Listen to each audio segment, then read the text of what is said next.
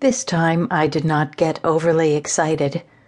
I was willing to do anything or see anyone to help my children.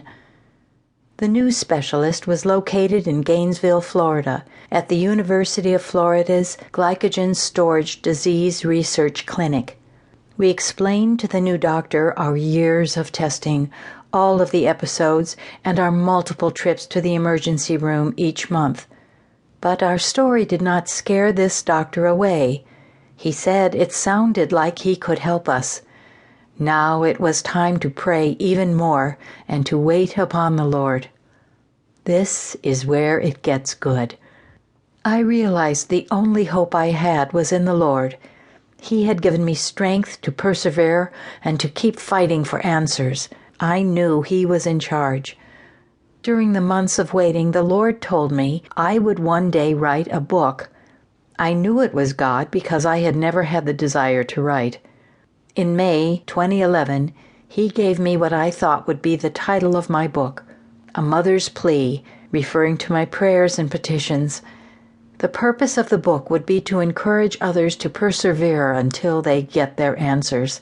It was to let everyone know that the only way is through the Father's grace and by His strength alone.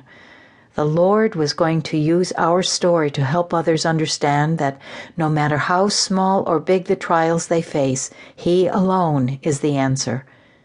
This trip to Florida would be a pivotal point in our story.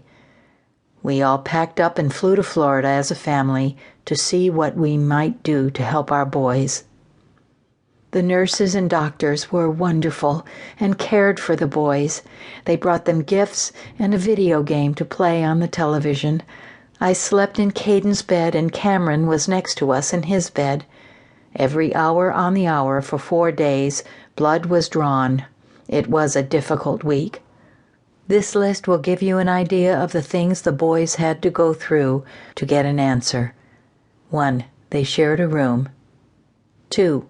They were hooked up to blood pressure monitors, oxygen monitors, and IVs for 5 days. 3. Every hour on the hour for the first 4 days, blood had to be drawn. 4. Their IVs had to be changed multiple times due to their veins collapsing from all the blood draws. 5. One of those days, 2 of Caden's veins were blown out, which was very painful. By the end of the 5 days, we had a clearer understanding of the disease and the aggressive treatments that would be required to stabilize the boys. We finally had answers. Excitement filled the room because the doctors said that with this treatment, the boys would be able to live normal lives. The prescribed treatment that we were sent home to do only worked for about 3 months. Then the boys began to get sick more often. I documented our experiences, took pictures, and emailed them to the doctor, waiting for answers. I began to lose hope and faith in what our doctor had told us. Darren and I often discussed the boys' health. He asked once if I was willing to give the boys to God. If the Lord's plan was to take them into heaven, would I be all right with that? I grew quite angry that he would even ask that. I was not ready to give up. I had fought for so long that I felt they would die if I gave up. There must be an answer somewhere. The medical staff reminded me that there was no medical cure. All we could hope for was to keep the boys stable. I was scared. Although I was willing to receive their healing, I was not willing to yield their lives to the Lord. You see, my children were my life. I could not live my life without them.